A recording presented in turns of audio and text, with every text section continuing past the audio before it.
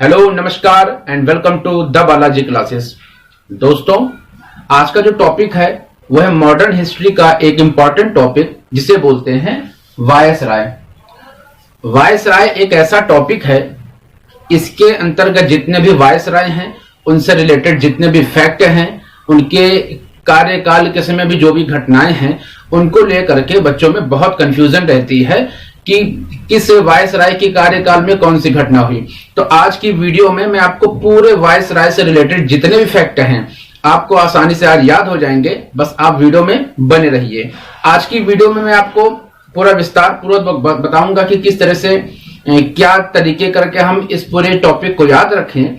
इसके अलावा जितने भी वायसराय हैं, महत्वपूर्ण सबसे इंपॉर्टेंट जो वायसराय हैं उनको याद करने की मैं एक ट्रिक बनाऊंगा इस वीडियो के जस्ट बाद, आप उसको भी देखेंगे। और वायसराय जितने भी आपको याद नहीं है वो सारे ट्रिक के माध्यम से मुश्किल से 5 मिनट में सारे याद हो जाएंगे। तो चलिए वीडियो स्टार्ट करते हैं।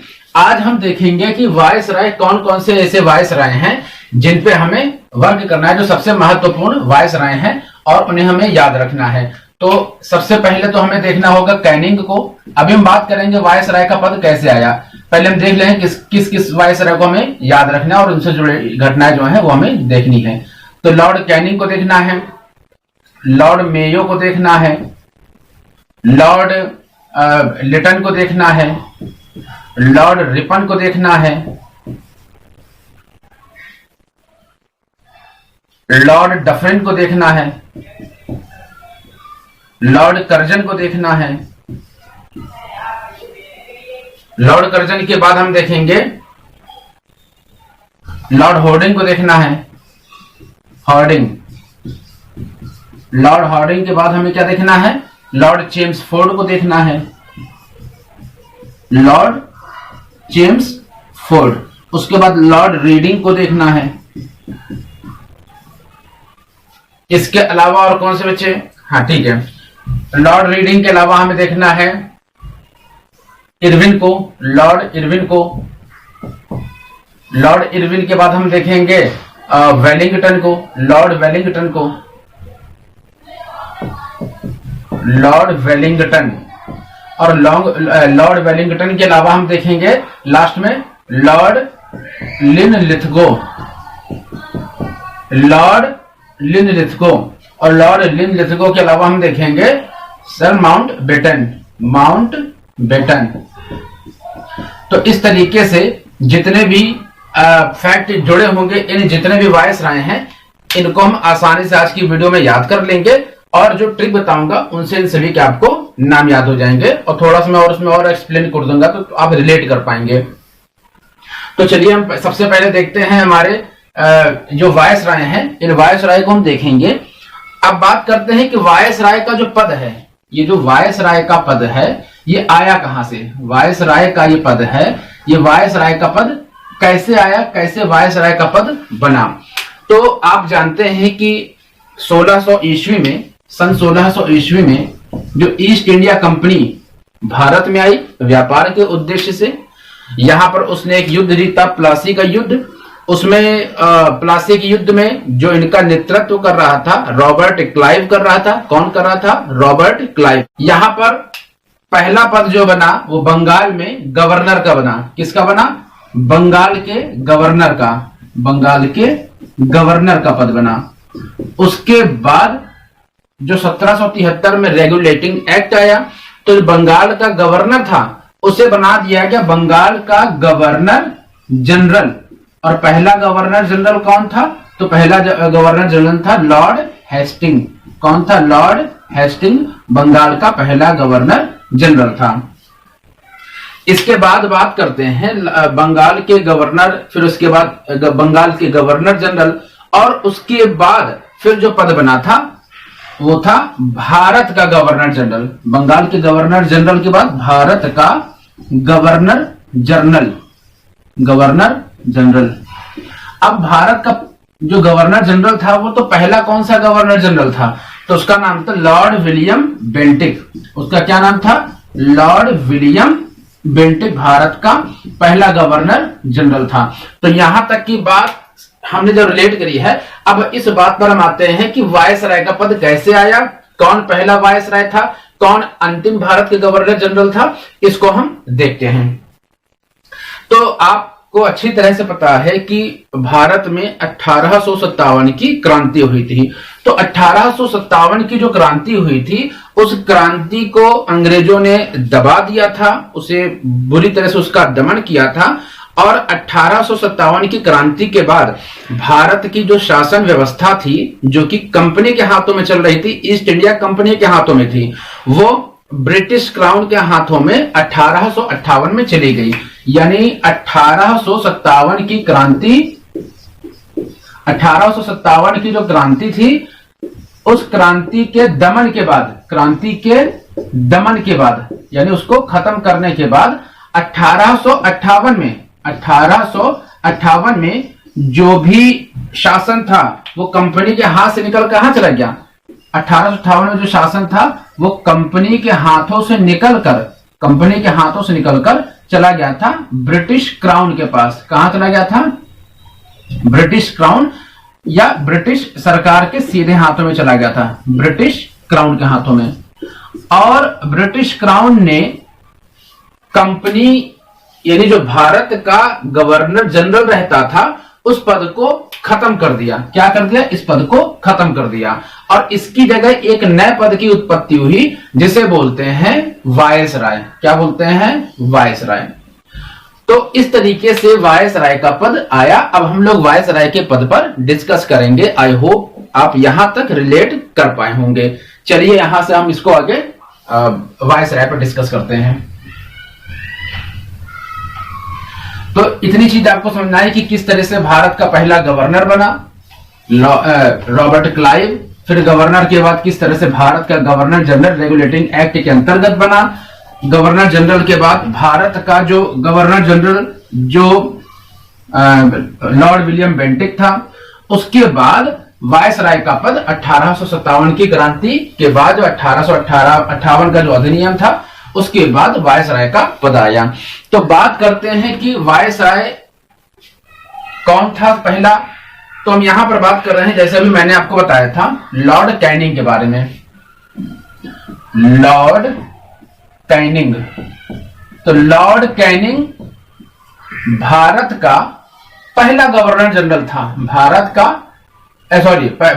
पहला वायसराय था। भारत का पहला वायसराय था। तो अगर ये पहला वायसराय था, तो जो भारत का गवर्नर जनरल था वो आखिरी कौन था? तो यही भारत का आखिरी गवर्नर जनरल भी था। आखिरी गवर्नर जनरल था लॉर्ड कैनिंग।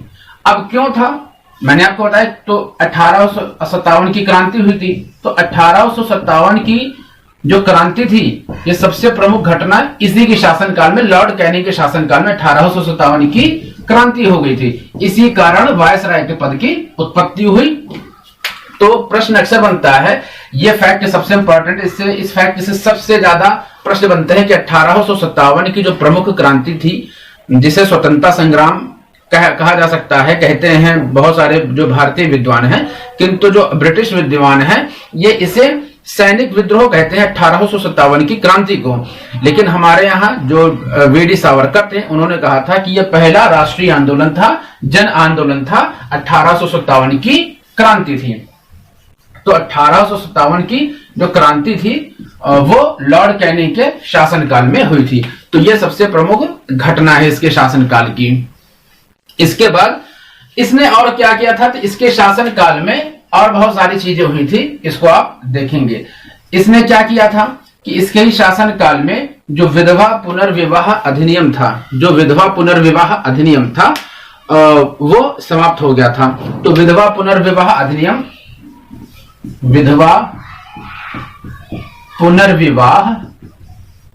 अधिनियम इसी के शासनकाल में पारित हुआ था। और हाई कोर्ट की स्थापना हुई थी। इसके ही शासनकाल में 3 जगहों पर हाई कोर्ट की स्थापना हुई थी। वो 3 जगह कौन सी थी? तो बंबई, कलकत्ता और मद्रास। बंबई, कलकत्ता और मद्रास में हाई कोर्ट की स्थापना हुई थी इसी के शासनकाल में। एक महत्वपूर्ण घटना इसके शासनकाल में और थी कि इसके शासनकाल में आईपीसी का अधिनियम आया था। आईपीसी यानी Indian penal code. Indian penal code की जो स्थापना हुई थी वो लॉर्ड कैनिंग के ही शासनकाल में हुई थी। आई होप आपको इतनी बात समझ में आई होगी। अब चलिए अगर इसका रिवीजन कर लेते हैं। जैसे लॉर्ड कैनिंग मैंने आपको बताया कि भारत का आखिरी गवर्नर जनरल था और इसके बाद यही पहला वायसराय बन गया था। 1857 की क्रांति हुई थी। विधवा पुनर्विवाह अधिनियम इसके शासनकाल में पारित हुआ था। हाई कोर्ट की बंबई, कलकत्ता, मद्रास में स्थापना हुई थी और आईपीसी इंडियन पीनल कोड की स्थापना भी लॉर्ड कैनिंग के शासनकाल में हुई थी। चलिए आगे बात करते हैं। तो इसको अगर थोड़ा सा इसमें याद रखने के लिए हम देखें क्या किया जा सकता है, तो लॉर्ड कैनिंग, कैनिंग मतलब क्या हो गया कि एक इनिंग, कैनिंग इनिंग, किस चीज की इनिंग? वायसराय की शुरुआत हो रही। इनिंग यानी एक नए पद की सृजन यहां हो गया, वायसराय का पद यहां पर आया। और जब वायसराय पहला है तो आखिरी हो गया गवर्नर जनरल। और 1857 का जो क्रिकेट मैच था उसी की इनिंग हुई थी, या जो स्वतंत्रता संग्राम, इसको एक रिलेट करके हम समझ सकते हैं। आगे और भी जो वायसराय आएंगे उनमें हम और अच्छे से इसको डिस्कस करेंगे। यहाँ पर उतना कुछ खास नहीं कि हम किसी चीज को लिंक कर सकें। सबसे सरल तरीका होता है आप किसी चीज को बार बार रिवीजन करें। इसके अलावा जो है यहां पर चलिए मैं देख लेता हूं। इसके अलावा मैंने आपको बताया था कि लॉर्ड मेयो, कौन? Lord Mayo. तो लॉर्ड मेयो, तो इसके शासनकाल की जो सबसे प्रमुख घटना है, इसके शासनकाल की जो सबसे प्रमुख घटना है वह है प्रथम जनगणना। यानी भारत की जो जनगणना है वो सबसे पहले लॉर्ड मेयो के शासनकाल से ही स्टार्ट हुई थी। 1872 से 1872 से प्रथम जनगणना लॉर्ड मेयो के शासनकाल से हुई थी और यही इसके शासनकाल की सबसे प्रमुख घटना है। इसके अलावा जो और है वो यह है कि इसी के शासनकाल में एक मेयो जो कॉलेज था, मेयो कॉलेज कहां पर? अजमेर में। अजमेर में एक कॉलेज की स्थापना हुई थी, मेयो कॉलेज, वो इसी के शासनकाल में हुआ था। और ये तो पूछा जाता है, यहाँ एक याद रखने वाली चीज ये है कि जो जनगणना प्रथम इसके शासनकाल में हुई थी, लेकिन ये प्रथम जनगणना प्रॉपर नहीं थी, नियमित नहीं थी, अनियमित तरीके से, अव्यवस्थित तरीके से हुई थी। लेकिन व्यवस्थित या नियमित जनगणना हुई थी वो हुई थी लॉर्ड रिपन के शासनकाल में। लॉर्ड रिपन के शासनकाल में नियमित जनगणना हुई थी। आप इस बात को याद रखेंगे। तो लॉर्ड मेयो के शासनकाल में प्रथम जनगणना, नियमित जनगणना लॉर्ड रिपन के शासनकाल में, और मेयो ने ही अपने नाम से कॉलेज की स्थापना अजमेर में करवा रखी थी। चलिए आगे हम और भी वायसराय देखते हैं। तो इतनी बात आपको समझ में आई होगी कि लॉर्ड मेयो के शासनकाल में ही सबसे पहले अव्यवस्थित तरीके से जनगणना की शुरुआत हुई थी। और भी हम आगे फैक्ट देखते हैं। अब यहां पर हम बात करते हैं नेक्स्ट जो वायसराय हैं उसकी। तो यहां पर जो नेक्स्ट वायसराय है वह है लॉर्ड लिटन। लॉर्ड लिटन, और लॉर्ड लिटन के तुरंत बाद आएंगे लॉर्ड रिपन। तो पहले लॉर्ड लिटन पे हम लोग डिस्कस कर लेते हैं। तो इसके शासनकाल की जो सबसे प्रमुख घटना थी वो थी vernacular press act. Vernacular press act. तो वर्नाकुलर प्रेस एक्ट इसके शासनकाल की सबसे प्रमुख घटना है। और वर्नाकुलर प्रेस एक्ट होता क्या है? तो वर्नाकुलर प्रेस एक्ट के अंतर्गत किया हुआ था कि जितनी भी संपत्ति होती थी प्रेस की, प्रिंटिंग प्रेस सहित, अगर कोई भी प्रेस सरकार के विरुद्ध या कंपनी के विरुद्ध कोई भी लेख छापता था और अगर जो सरकार थी उसे उसमें लगता था कि आपत्तिजनक है, तो वो प्रिंटिंग प्रेस सहित जो है उस प्रेस की पूरी संपत्ति को जब्त कर लेती थी। इसके अलावा जो वर्नाकुलर प्रेस एक्ट के अलावा क्या था कि जितने समाचार पत्र थे उसको जो मतलब जब्त कर लिया जाता था।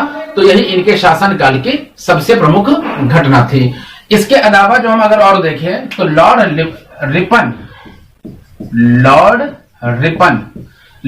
रिपन एक स्टार वाला, यानी इनमें से सबसे ज्यादा क्वेश्चन पूछे जाते हैं।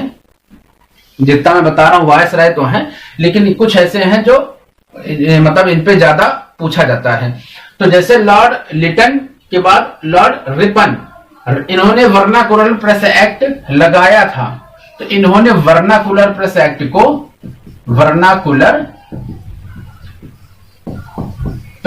को समाप्त कर दिया था। वर्नाकुलर प्रेस एक्ट को समाप्त कर दिया गया था। इसी कारण इनके कुछ और नाम भी थे, जैसे इन्हें आधुनिक भारत का उद्धारक कहा जाता है। आधुनिक भारत का उद्धारक कहा जाता है कि इन्होंने जो है भारत के लिए बहुत काम किया था, क्योंकि जिस समय जो लॉर्ड रिपन भारत में थे उस समय इंग्लैंड में एक उदारवादी सरकार की स्थापना हो चुकी थी। अब इसके अलावा हम और क्या देखेंगे कि वर्नाकुलर प्रेस एक्ट के अलावा उन्होंने क्या किया था कि नियमित, मैंने आपको अभी बताया था कि नियमित जनगणना की शुरुआत करी थी 1881 से। इसके अलावा और क्या किया था, तो इन्होंने जो है स्थानीय स्वशासन की स्थापना की थी। इन्हें स्थानीय स्वशासन का जनक कहा जाता है। स्थानीय स्वशासन का मतलब क्या हो गया, जो लोकल बॉडीज गवर्नमेंट होती हैं उसकी स्थापना की थी। और जैसे नगर पालिकाएं वगैरह हैं उसकी स्थापना इन्होंने की थी। इसकी स्थापना के अलावा और क्या किया था इन्होंने, प्रथम कारखाने की स्थापना की थी। प्रथम कारखाना अधिनियम लेकर के आए थे। प्रथम कारखाना अधिनियम ये लेकर के आए थे। इसके अलावा और क्या लेकर के आए थे ये, तो सबसे महत्वपूर्ण घटना जो है ये है कि इनके शासन काल में ही इल्बर्ट बिल पास हुआ था। इल्बर्ट बिल, अब ये इल्बर्ट बिल क्या होता है, तो इस इल्बर्ट बिल के बारे में मैं अगर आपको बताऊं तो इल्बर्ट बिल ये था कि इनके शासनकाल तक जो भी भारतीय न्यायाधीश थे उनकी यूरोपियन जो न्यायाधीश थे उन पे वरीयता नहीं मिलती थी। उनके सामने इनके अधिकार कुछ भी नहीं थे। तो जो भारतीय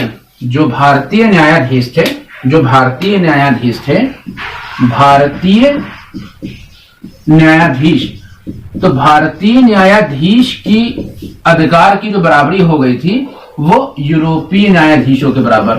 तो यूरोपीय न्यायाधीश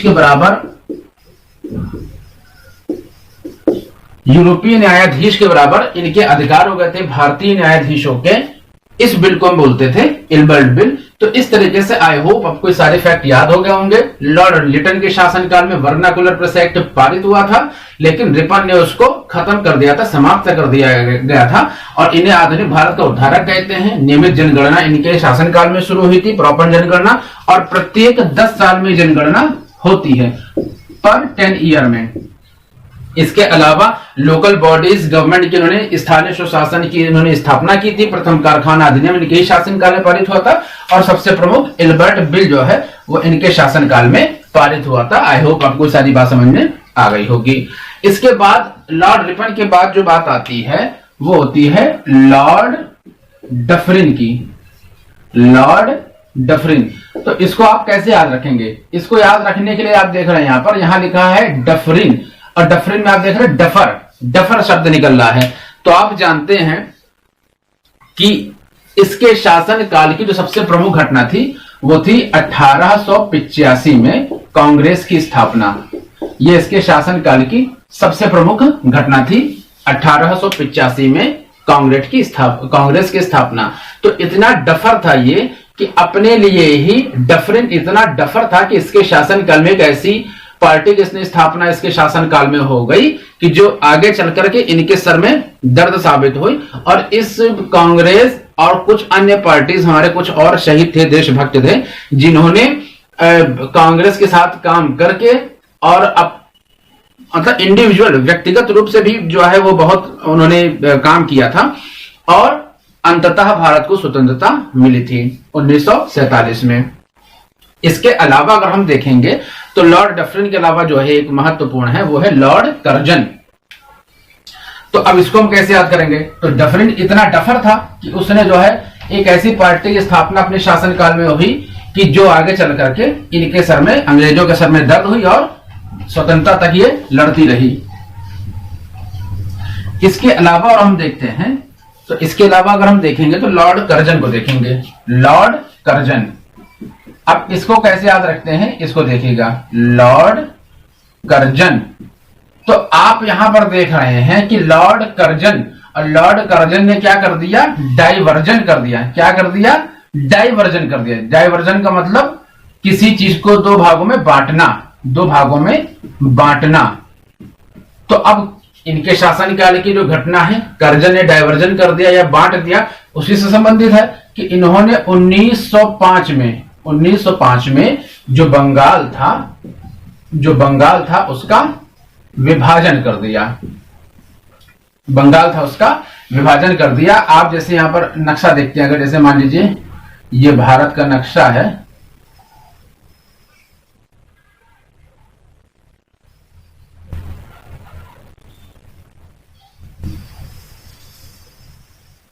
कुछ इस तरीके से, तो यहां पर हम जो है इसको देखते हैं।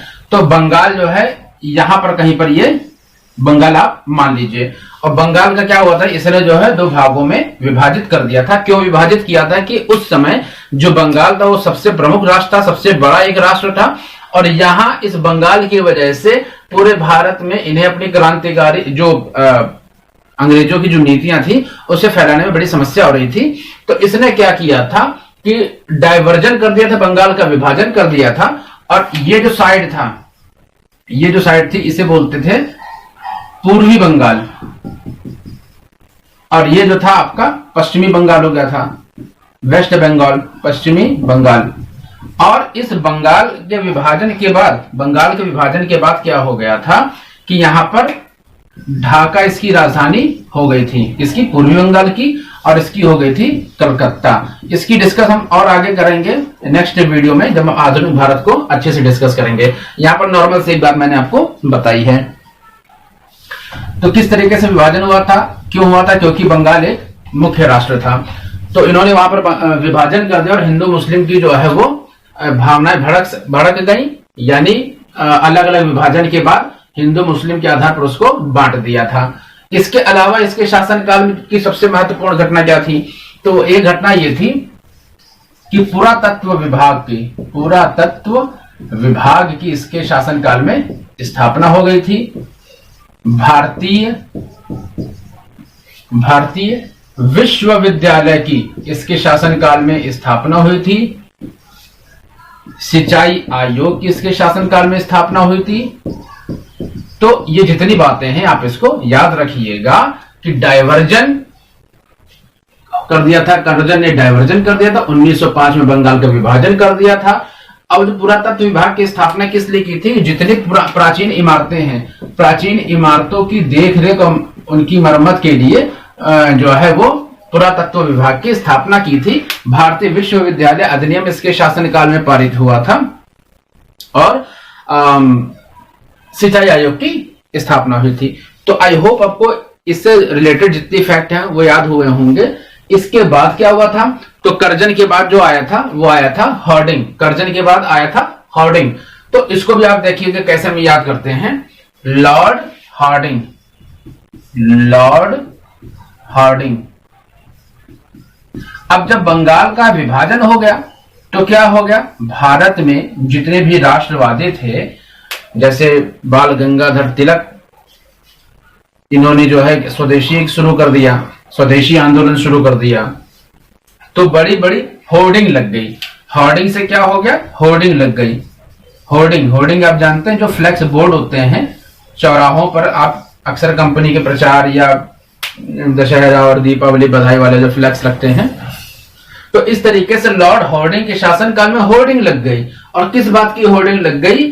कि भाई बंगाल का विभाजन हो गया, तो इतना जन प्रतिरोध हुआ, तो क्या हो गया? इनके शासनकाल में जन विरोध के चक्कर से क्या हो गया? बंगाल विभाजन रद्द हो गया। बंगाल का विभाजन रद्द हो गया। अब बंगाल का विभाजन रद्द हो गया। कब रद्द हो गया था? तो जब इसके शासन काल में दिल्ली दरबार हुआ था। दिल्ली दरबार हुआ था जिसमें क्या हुआ था कि बंगाल का विभाजन को रद्द कर दिया गया था। और दिल्ली दरबार क्या होता है? दिल्ली दरबार क्या होता है कि 1911 में इसके शासन काल में जॉर्ज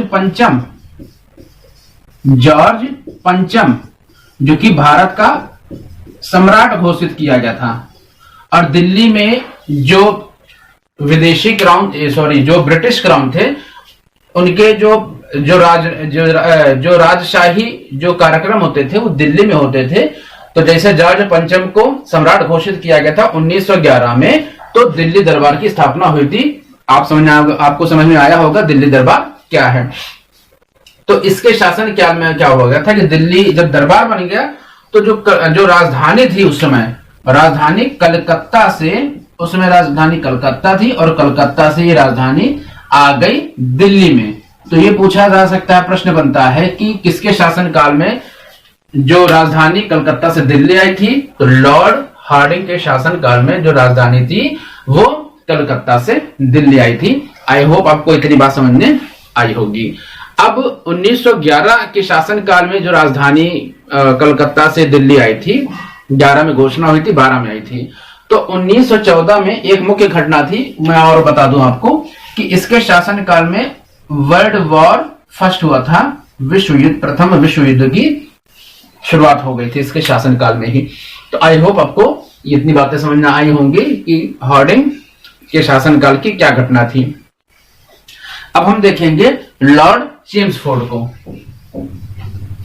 आप इस वीडियो को कुछ ई और जो वायसराय हैं वो हैं, और इस वीडियो के बाद आप देखेंगे कि इस जितने भी वायसराय हैं उनको कैसे याद रखें, उसकी क्या ट्रिक हो सकती है, आप उसको भी देखेंगे। उसके बाद ये वीडियो एक बार और देख लेंगे आप, तो जितनी भी बातें मैं बता रहा हूं जिस तरीके से, इस तरीके से आप देखेंगे तो आपको सारी चीजें याद रहेंगी। और इसके बाद मैं इससे जुड़े जितने भी क्वेश्चन आंसर हैं वो भी करवा दूंगा। तो फिर एग्जाम के लिहाज से ये टॉपिक आपका एकदम पक्का हो जाएगा। ठीक है, तो चलिए हम स्टार्ट करते हैं। दूसरा जो हमारा वायसराय है वो था लॉर्ड चेम्सफोर्ड। क्या था? Lord Chelmsford. अब आप एक चीज यहां पर देख रहे हैं, जैसे मैंने आपको किसी ना किसी शब्द को पकड़कर बताया था, उसी तरीके से आप क्या देख रहे हैं यहां पर? फोर्स का साउंड थोड़ा सा मिल रहा है। अब फोर्स को हम कैसे रिलेट कर सकते हैं? फोर्स कैसे रिलेट कर सकते हैं? तो इसके शासन काल में क्या हुआ था कि जलियांवाला बाग कांड हो गया था। जलियांवाला बाग हत्याकांड, जलियांवाला बाग हत्याकांड इसके शासनकाल में जो मैसेकर हुआ था, जो नरसंहार हुआ था, वो इसी के शासनकाल में हुआ था। और क्यों हुआ था? तो रॉलेट एक्ट, एक इसके शासनकाल में एक एक्ट पास हुआ था, रॉलेट एक्ट। एक इनके यहां पर जो एक न्यायाधीश थे जिसका नाम था सर रॉलेट, तो उनके नाम पे रॉलेट एक्ट पास हुआ था। और उस रॉलेट एक्ट में कुछ ऐसे जो प्रावधान थे कि बिना दलील, बिना वकील, बिना अपील जो भी क्रांतिकारी होंगे उन्हें गिरफ्तार कर लिया जाएगा। क्यों गिरफ्तार कर लिया जाएगा? क्योंकि जो क्रांतिकारियों की जो गतिविधियां थी उसे खत्म करने के लिए।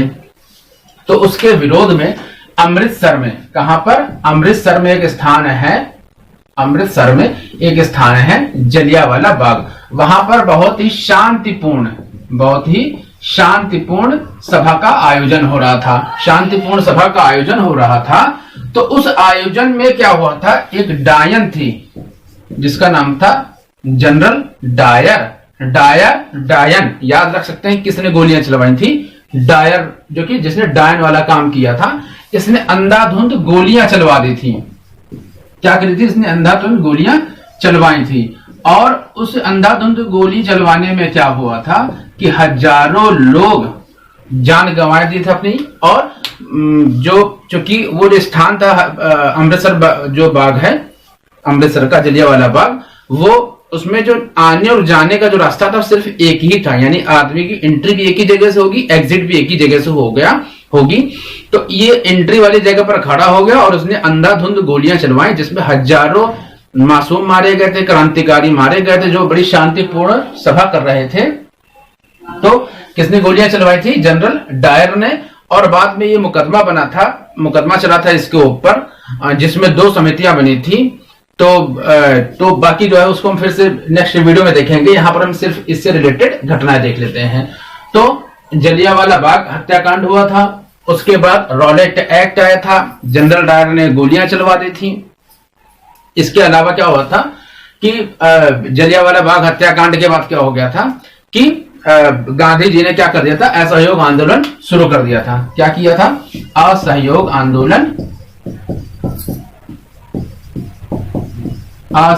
आंदोलन शुरू हुआ था इसी के शासनकाल में।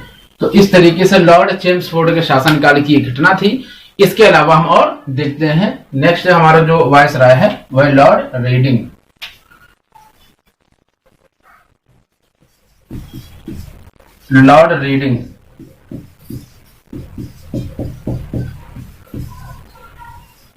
लॉर्ड रीडिंग को हम कैसे याद रखें? तो जैसे आप यहां पर देख रहे हैं, रीडिंग यानी पढ़ने, जो पढ़ेगा।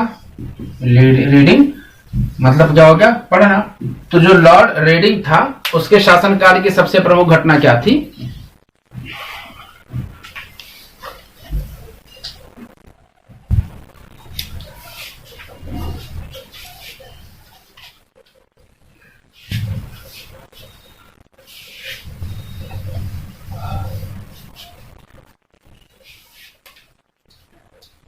लॉर्ड रीडिंग कौन थे? Lord reading. अब आप जानते हैं रीडिंग का मतलब क्या होता है? रीडिंग का मतलब होता है पढ़ना। रीडिंग का मतलब क्या होता है? रीडिंग का मतलब होता है पढ़ना। अब इसको आप देखिएगा किस तरीके से रिलेट करते हैं। तो जो लॉर्ड रीडिंग था, अब रीडिंग जो करेगा वो क्या नहीं करेगा? जो रीडिंग करेगा वो चोरी नहीं करेगा। क्या नहीं करेगा? चोरी नहीं करेगा। और चोरी कहां पर नहीं करेगा? काकोरी में। काकोरी एक जगह थी, वहां पर चोरी नहीं करेगा। जब चोरी नहीं करेगा तो क्या करेगा? वो सिविल सेवा की परीक्षा पास कर लेगा। क्या करेगा? सिविल सेवा की परीक्षा पास कर लेगा। सिविल सेवा की परीक्षा पास कर लेगा। बस सारे फैक्ट तैयार हो गए इससे रिलेटेड। भाई जो रीडिंग करेगा वो चोरी नहीं करेगा। तो इसके शासनकाल की सबसे मुख्य घटना चौरी चौरा। कहां की चोरी? काकोरी कांड, जहां पर राम प्रसाद बिस्मिल, चंद्रशेखर आजाद,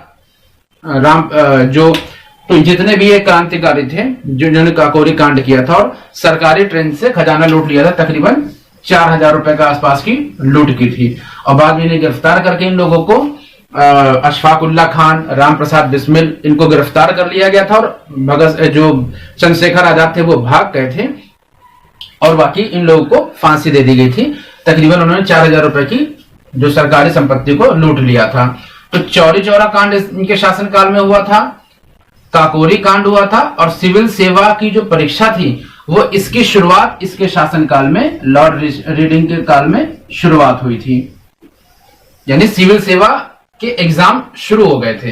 अब इस चीज को थोड़ी सी मैं एक चीज यहां पर और बताना चाहता हूं कि यहां पर, क्योंकि इससे रिलेटेड कुछ फैक्ट है जहां पर आपको कंफ्यूजन नहीं होनी चाहिए सिविल सेवा से रिलेटेड, वो मैं आपको बता देता हूं। जैसे सिविल सेवा की बात करते हैं तो सिविल सेवा की जो शुरुआत हुई थी वो लॉर्ड कार्नवालिस से इस पद की शुरुआत हुई थी। किसकी? सिविल सेवा की। और उस समय जो इस पद की शुरुआत हुई थी वो कंपनी के अंतर्गत पूरी उसकी थी, यानी कंपनी के द्वारा ही सारे उसके अधिकार थे, उनके अधिकारों का उपयोग था, उनकी नियुक्ति थी, वो सिर्फ कंपनी ही कर सकती थी, ईस्ट इंडिया कंपनी। लेकिन पहली बार परीक्षा के माध्यम से इस सेवा की भर्ती होगी वो लॉर्ड डलहौजी के शासनकाल से हुआ था। लॉर्ड डलहौजी। लेकिन परीक्षा की शुरुआत किससे हो गई थी? शुरुआत यानी परीक्षा के माध्यम से होगा वो लॉर्ड डलहौजी में, और परीक्षा की शुरुआत हो गई वो लॉर्ड रीडिंग के शासनकाल में, तो इतनी चीजें आप याद रखिएगा। बात करते हैं नेक्स्ट गवर्नर की, सॉरी नेक्स्ट वायसराय की।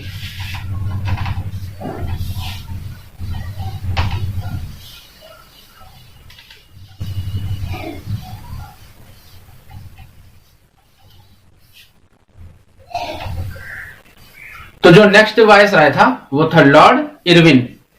लॉर्ड इरविन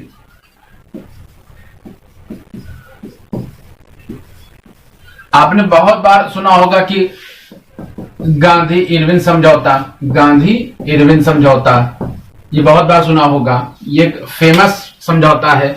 इसी समझौते से नाराज होकर के भारत में इनके जो गांधी जी के लिए लोगों ने काले झंडे दिखाए। अब ये समझौता क्या था कि इस समझौते के अंदर उन्होंने कुछ मांगे रखी थी, तो उन मांगों में एक मांग जो लोगों ने कहा कि इन्होंने नहीं की थी, जो भगत सिंह को फांसी हुई थी, भगत सिंह, राजगुरु, सुखदेव को, तो उन्होंने जो गांधी जी ने इरविन से समझौता किया था और इरविन ने मना कर दिया था कि ऐसे जो भी बंदी थे, राजनीतिक बंदी थे, उन्हें तो छोड़ दिया जाएगा, लेकिन राजगुरु सुखदेव,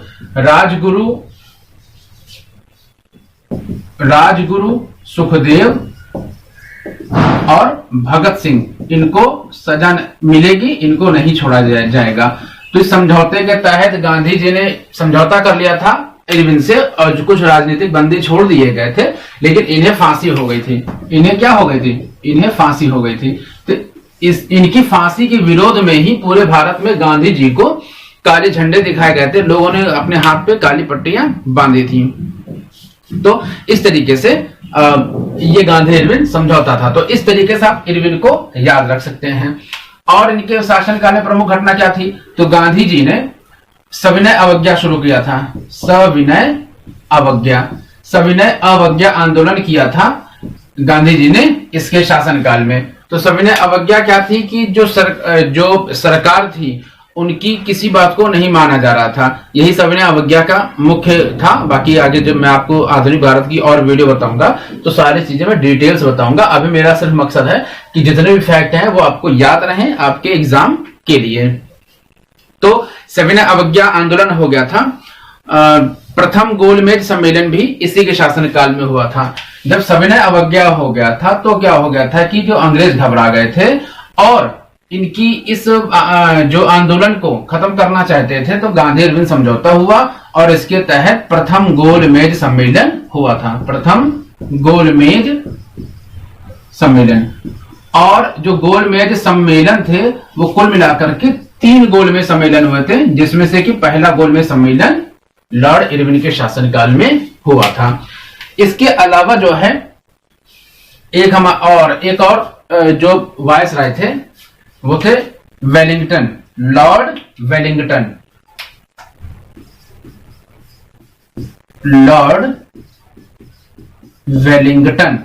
लॉर्ड वेलिंगटन के समय की शासनकाल की सबसे मुख्य घटना क्या थी कि जो 1935 का भारत शासन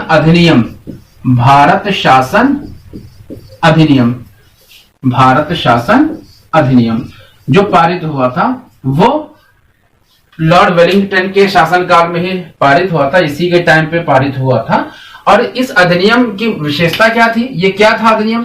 तो भारत में समय समय पर जो भारतीय संविधान जो कि ब्रिटिश के द्वारा व्यवस्थित किए जाते थे, वो इनके शासनकाल में एक नया संविधान बना जो 1935 का भारत शासन अधिनियम था। उसके अंतर्गत क्या था कि 321 धाराएं थी, उसमें 321 धाराएं थी और 10 सूचियां थी। कितनी? 10 सूचियां थी। ये इनके शासनकाल की प्रमुख घटनाओं में से एक है। एक जो सबसे महत्वपूर्ण घटना थी इसके शासनकाल की कि आरबीआई की स्थापना कर दी थी। क्योंकि 1935 में आरबीआई की स्थापना हुई थी। आरबीआई यानी reserve bank of India, RBI की स्थापना इसी के शासनकाल में हो गई थी। तो इस तरीके से इसका जो भी शासनकाल था वो आपको समझ में आया होगा। अच्छा, जो इरविन था उसके शासनकाल की एक प्रमुख घटना और मैं बता दूं। इसी के शासनकाल में साइमन कमीशन आया था।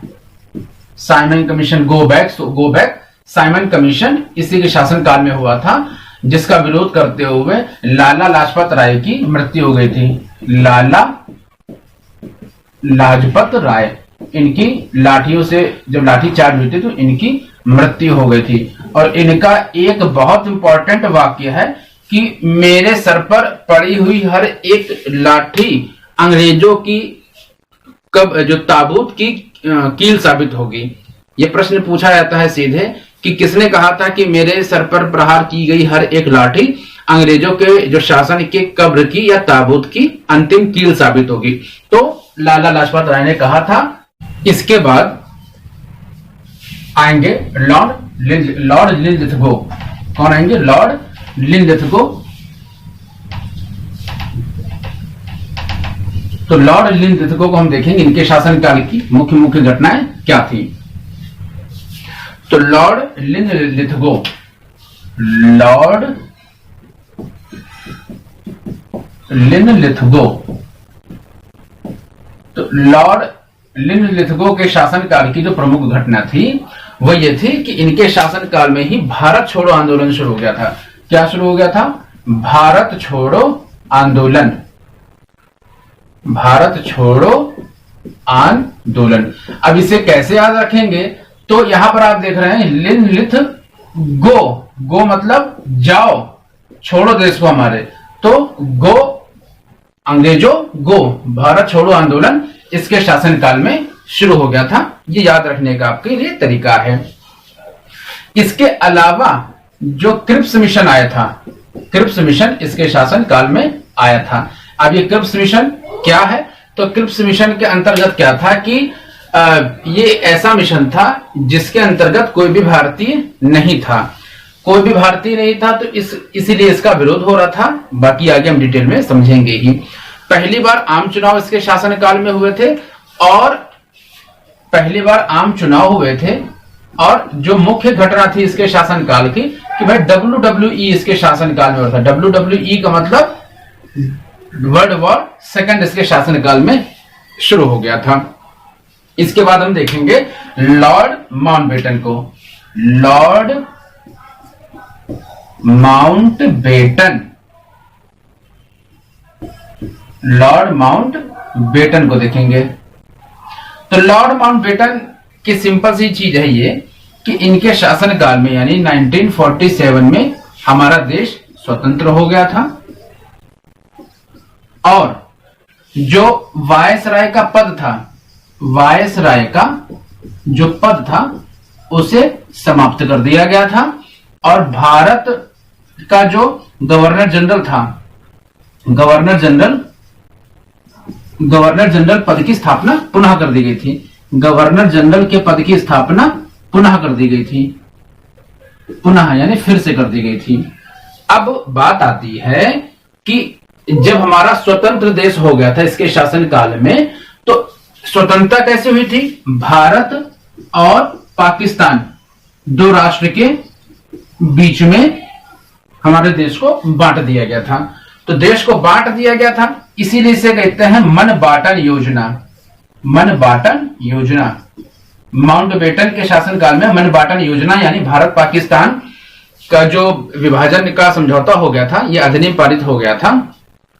और स्वतंत्रता के बाद प्रश्न बनता है कि स्वतंत्रता के बाद भारत का पहला गवर्नर जनरल कौन था? तो भारत का पहला गवर्नर जनरल स्वतंत्रता के बाद लॉर्ड माउंटबेटन था। आखिरी वायसराय कौन था? तो आखिरी वायसराय लॉर्ड माउंटबेटन था। लेकिन अगर प्रश्न ये बन जाए, लूसेंट में आप अक्सर पढ़ते होंगे, कंफ्यूज होते होंगे कि भारत का पहला गवर्नर जनरल, भारत का स्वतंत्रता के बाद पहला गवर्नर जनरल, स्वतंत्रता के बाद पहला भारतीय गवर्नर जनरल। तो स्वतंत्रता के बाद पहला जो भारतीय गवर्नर जनरल था, पहला जो भारतीय गवर्नर जनरल था वो थे चक्रवर्ती राजगोपालाचारी।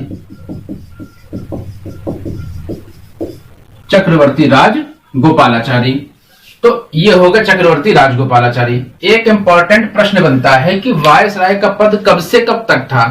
तो 1857 की क्रांति के बाद 1858 जब ब्रिटिश क्राउन के हाथ में शासन व्यवस्था चली गई थी, और 1950 तक यह पद की व्यवस्था रखी गई थी। तो इस तरीके से आपने देखा कि जितने भी वायसराय थे उनको कुछ ना कुछ लिंक करके हमने याद किया, कुछ ऐसे थे जिनमें लिंक नहीं हो रहा था, तभी हमने उन्हें एक दो बार रिवीजन करके याद किया। तो आई होप आपको ये वीडियो पसंद आई होगी। वीडियो अगर पसंद आई होगी तो लाइक जरूर करिएगा, चैनल को सब्सक्राइब करिएगा। आप वीडियो ऐसे आपको मिलती रहे, कमेंट करिएगा कि अगला टॉपिक आपको कौन सा चाहिए। मैं पूरी कोशिश करूंगा कि आपको वो टॉपिक प्रोवाइड करा सकूं, और आपके एग्जाम के लिहाज से जो इंपॉर्टेंट वीडियो होगी, इंपॉर्टेंट क्वेश्चन आंसर सीरीज होगी, मैं वो भी लेकर के आऊंगा।